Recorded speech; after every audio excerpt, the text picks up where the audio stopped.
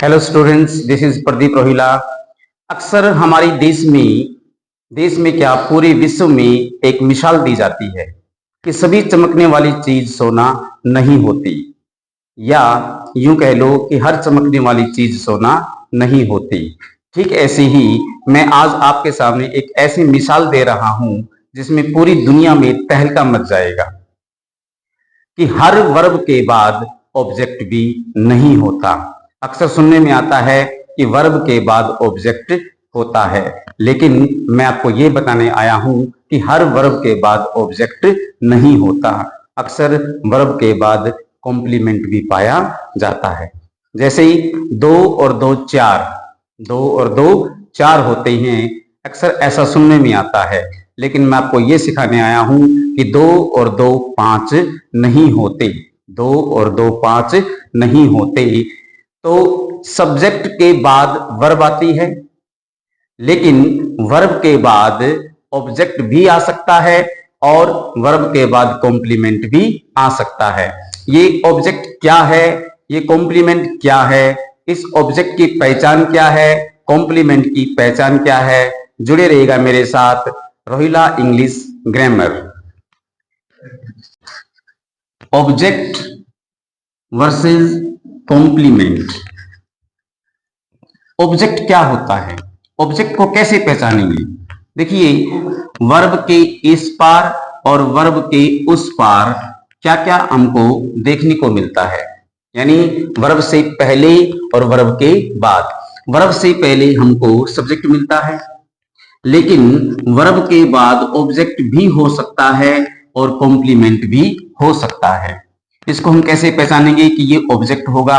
Object की पहचान यानी हिंट, वर्ब के इस पार वर्ब के उस पार जब दोनों साइड अलग अलग व्यक्ति हों या दोनों साइड अलग अलग वस्तु हों, वो वर्ड वर्ब के बाद वाला ऑब्जेक्ट बनेगा। एग्जाम्पल, राधा मेट ए डॉक्टर। मेट वर्ब, वर्ब के बाद वर्ड आया ए डॉक्टर। राधा सब्जेक्ट, राधा मिली ए डॉक्टर, किसी डॉक्टर से मिली, यानी राधा कोई और व्यक्ति है, डॉक्टर कोई और व्यक्ति है। वर्ब से पहले राधा है, वर्ब के बाद कोई डॉक्टर है, ये दोनों अलग अलग व्यक्ति हैं। अलग अलग व्यक्ति वर्ब के बाद ऑब्जेक्ट बनते हैं। सेकंड, शी हेल्प्ड मी, उसने मेरी मदद की। मदद करने वाली शी, जिसकी मदद हुई वो मी। यहां भी दोनों अलग अलग व्यक्ति हैं, यानी इस वर्ब के बाद यहां मी क्या बन जाएगा? ऑब्जेक्ट बन जाएगा। हिंट एक और नोट कीजिएगा, डायनेमिक वर्ब के बाद वाला वर्ड, यानी ऐसी वर्ब जिनमें एक्शन फिजिकल वर्क से होता है, फिजिकल एक्शन करने वाली वर्ब हमेशा ही ऑब्जेक्ट लेती है, या डायनेमिक वर्ब के बाद वाला वर्ड हमेशा ही ऑब्जेक्ट होता है। ऑब्जेक्ट के विपरीत कॉम्प्लीमेंट। कॉम्प्लीमेंट को कैसे पहचानेंगे? कि वर्ब के बाद वाला जो वर्ड होगा वो इस सब्जेक्ट से बिल्कुल मैच करेगा, या यूं कह लो कि वर्ब के बाद वाला वर्ड सब्जेक्ट के विषय में ही बात करेगा, या तो वो खुद सब्जेक्ट के बारे में बात करता है या उससे कोई रिलेशन की बात करता है। यानी हिंट, जब दोनों साइड के वर्ड, यानी वर्ब के इस पार और वर्ब के उस पार दोनों साइड के वर्ड, वो चाहे नाउन हो वो चाहे प्रोनाउन हो, जब एक ही व्यक्ति के बारे में आ जाए तो वो वर्ब के बाद वाला वर्ड क्या बन जाएगा? कॉम्प्लीमेंट बन जाएगा। Example, Poonam Rohila is a doctor. यहां इज वर्ब है, ए डॉक्टर वर्ड है, वर्ब से पहले पूनम रोहिला सब्जेक्ट है, पूनम रोहिला डॉक्टर है, यानी डॉक्टर ही पूनम रोहिला है और पूनम रोहिला ही क्या है? डॉक्टर है। यहां ये दोनों के दोनों एक ही व्यक्ति के बारे में वर्ड आए।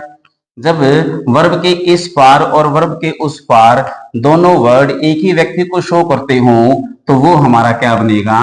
कॉम्प्लीमेंट बनेगा। Next, Roohi is a good girl. Roohi अच्छी लड़की है, रूही ही अच्छी लड़की है, अच्छी लड़की ही रूही है। दोनों एक ही तरफ एक ही व्यक्ति की बात है, इसका मतलब एक गुड गर्ल हमारा क्या बनेगा, कॉम्प्लीमेंट बनेगा। Pappu seems worried, seems verb है, जो कि वर्ब के बाद ऑब्जेक्ट भी होता है और वर्ब के बाद कॉम्प्लीमेंट भी होता है। यहां वर्ड आया एक वरीड, चिंतित। पप्पू चिंतित प्रतीत होता है। चिंतित कौन है, पप्पू, और पप्पू इसमें क्या है, सब्जेक्ट है, यानी पप्पू ही चिंतित है और चिंतित ही पप्पू है। वरीड वर्ब पप्पू के लिए यूज हुआ और पप्पू के लिए वर्ड यूज हुआ वरीड। ये दोनों एक ही व्यक्ति के बारे में है। जब दोनों वर्ड एक ही व्यक्ति के बारे में आ जाए हम उसको बोलेंगे कॉम्प्लीमेंट।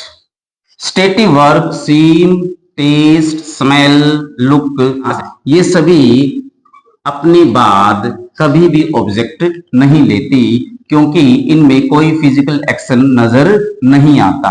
जैसे रोज स्मेल्स स्वीट, रोज की जो स्मेल होती है वो स्वीट होती है, यानी स्वीट ही रोज है, रोज ही स्वीट है। इट मीन्स ये वर्ब के बाद वाला वर्ड क्या बन जाएगा, कॉम्प्लीमेंट बन जाएगा।